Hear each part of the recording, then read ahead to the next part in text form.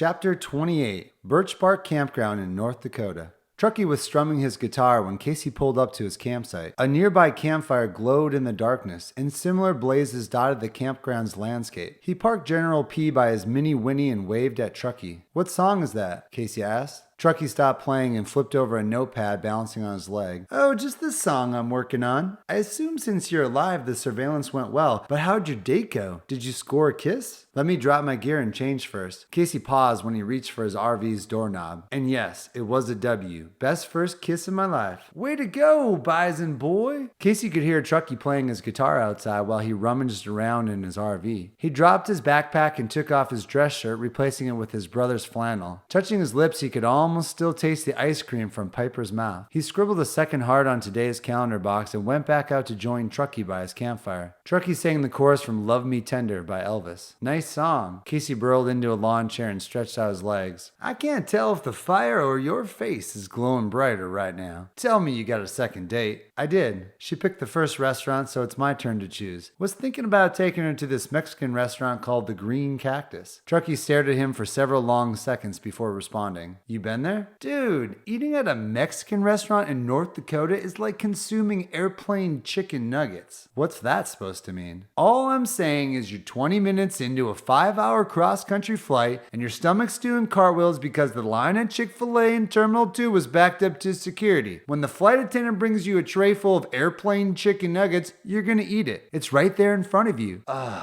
Truckee groaned. "But they're not going to taste like those juicy chicken tenders from Chick-fil-A. Not even close." "What's the point of this story?" "Aren't you listening? Mexican food in North Dakota is just like airplane nuggets. With a little more foresight, this could have all been avoided. Places like Choke Cherry, I recommend you stick to meat and potatoes. I'll text you the name of a steakhouse later." Piper mentioned she likes Mexican food. "In that case, the Green Cactus has half-price margaritas during weekday happy hour, and if you go on Tuesday, well, you can imagine the specials on tacos. Come to think of it, their food isn't too bad over there. Thanks for the cranberry tip, too." Piper had me order her drink, and that's all I could think of getting her. She looked at me like I was daft.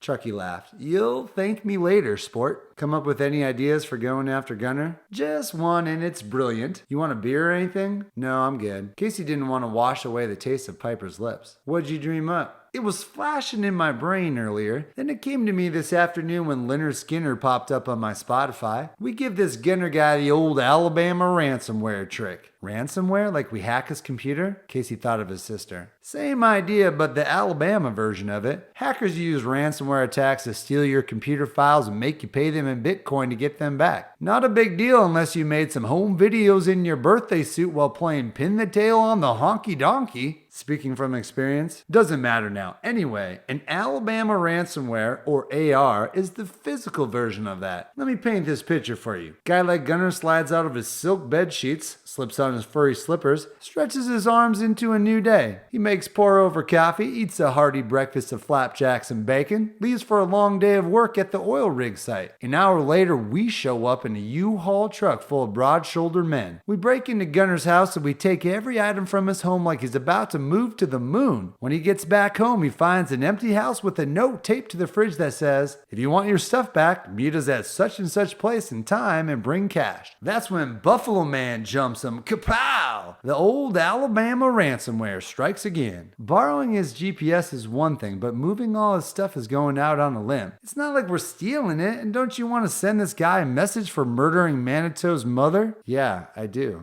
And the moving thing is smart because I found out Gunner's selling his home. See? Plus he's flying out on Saturday, so this will get him to respond to us right away. He'll want his affairs in order before he heads out. True. Why did they name it after Alabama? There's not a single person in the state of Alabama that knows computers well enough to do a digital ransomware attack, Truckee said. I should know. I'm from there, or at least spent a semester of college there. Roll Tide. Anyway, what Alabamans lack in cyber savviness, they more than make up with grit and sheer strength, and gorgeous southern belles with the most delightful accents. Oh, and the sweet tea. Okay, I get it. It's creative, and you're right about Gunner being super pissed about his stuff, I wonder if he already has it packed up and ready to move. Would make it easier to move if it's already in boxes. But where do we take Gunner's stuff and have him meet us? Casey looked around the area. Can't bring him back to the campground, and won't he bring his entire crew after us? Nah, Truckee strummed his guitar. My experience with those tier 1 soft guys is they have egos big enough to fill hot air balloons. He'll be too embarrassed to tell his crew, but he'll be thirsty for blood. Can't bring him back to Birchbark, so I took the liberty this afternoon and scoped out this old abandoned oil drill site northeast of town. Locals call it Iverson's Pot of Gold. I guess it was where the founder of Choke Cherry struck oil for the first time. Local officials have been asking about turning it into a tourist trap for years, which is why it's just sitting there. Where exactly is it, and what's on the property? It's about 10 miles past Tilton Penitentiary out in the country. There's a huge empty warehouse where we can pile all his stuff. We don't give him an address either, just leave the geocords on the paper. Tell him we'll burn his stuff if he doesn't show up by sunset, alone and unarmed, with cash. We'll already have whatever safes he has in his house and take any of his weapons he isn't carrying on his person, so he'll be scrambling. I have a few guys that can join us for the takedown, Hondo, Chell, and I might even invite AK Bob. Like you mentioned, get him in my good graces. Now you're thinking like a professional FRA. Get that informant network cooking. I'll supply the music, and you should see if Hondo Miyagi can make me a buffalo helmet too. That's not going to happen, but how are we going to move Gunner's house in one day? He has a huge place, and if it's filled with furniture, that's going to take a ton of manpower. I thought of that. We pick up the largest U-Haul we can find first thing in the morning. We were going to Home Depot anyway, but since you have a new girlfriend and I've got Nita, it didn't seem like you and Nita were in a relationship the other night at the pub. Casey raised an eyebrow. I have some work to put in with her, and true, it's sort of one-sided, but we'll get there. You're right though, I should keep my options open. Anyway, we bring the moving truck to the Home Depot parking lot and we hire a whole gang of day workers. What are you talking about, day workers? It's the whole thing. On any given day, you can go to Home Depot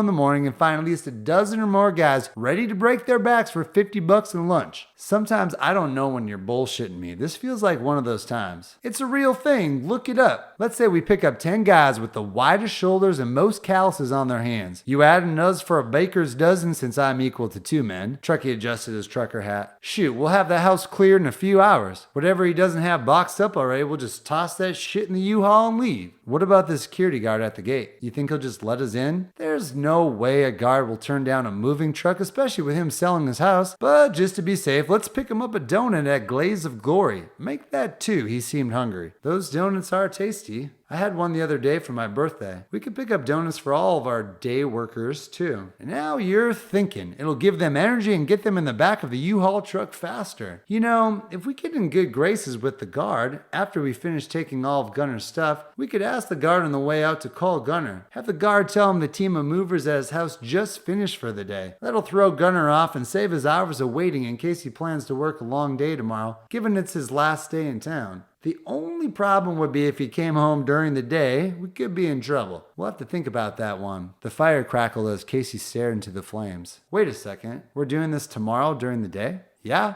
your first big fugitive recovery op begins first thing tomorrow morning. But I have this huge briefing I have to give to U.S. senators tomorrow at work. My dad set it up and everything. Who cares about that? You're not going to need to work there after you beg Gunner tomorrow. If I don't show up, You're what? In trouble? Fired? Truckee shook his head. Look, this is the classic tale of the fledgling bird in the nest. Oh, geez. I'm going to illustrate it for you. Truckee moved his guitar to an empty lawn chair and walked to the back of his truck. He ripped the tailgate down and jumped up in the truck bed. Should I have 911 queued up on my phone? Truckee made little chicken wings out of his arms by bending his hands into his armpits. Imagine I'm a little fledgling bird in a cozy nest. Mama bird went out to look for some worms, so I thought it would be a great time to see if I could fly. I hobbled to the edge of the nest. Truckee duck walked to the edge of the tailgate. I spread my wings. Truckee lifted his elbows and flapped his chicken wings. And I jumped. Truckee collapsed like a bowling ball into the ground. Mommy, I wasn't ready. Mommy, I'm dying. Save me. He flopped his legs and arms before lying motionless.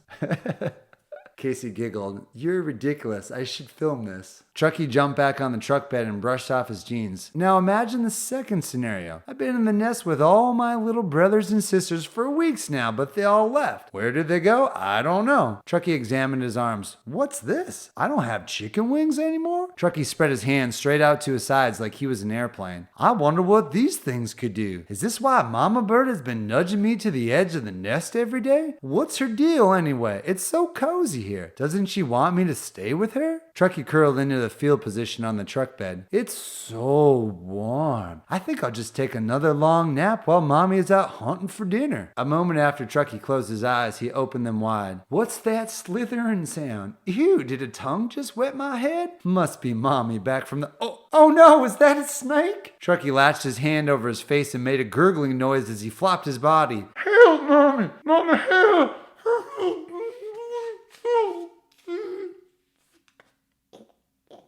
Casey gave him a round of applause. Outstanding performance, Truckee, but you died in both scenarios, so what's the point? Truckee gave a bow and returned to the campfire. The point is, you're in the second camp, buddy. You're the fledgling who has stayed too long in the park ranger nest. You need to take a risk and spread your wings and fly, little birdie. Or a snake is going to come along and eat your comfortable head right off. And a snake could be anything. Could be wasted time in a career you hate. Could be a girl you meet you don't even know exists right now, but you'll meet her because you stayed on your current track. Oh, and did I mention that girl's gonna give you herpes and tell you she's pregnant after you dump her? The snake could be anything, and if you stay on the path you charted for yourself at the beginning of the summer, the snake will be waiting for you. I get it, and I appreciate your skit. Trust me, I'll never forget the time you turned into a fledgling. It's just, I feel bad about ditching my coworker and letting people down. If you're too much of a pussy to quit, you can always call in sick. Send a picture of a positive COVID test. That still gets a reaction out of people. How am I going to get a positive COVID test? It's called the internet. I guess it would be good to wait and see if you can bring Gunner in before you outright quit, but I have a good feeling about this. I wish Gunner wasn't leaving first thing on Saturday morning, or I could do both. There are times in life when you have to choose one thing over another. This is one of those times. If you don't create a situation where you can get Gunner on the X, like my AR plan, then you risk losing him forever. I hear you. Plus the top 10 fugitive poster just came out today with his face on it. Extra motivation for him to skip town.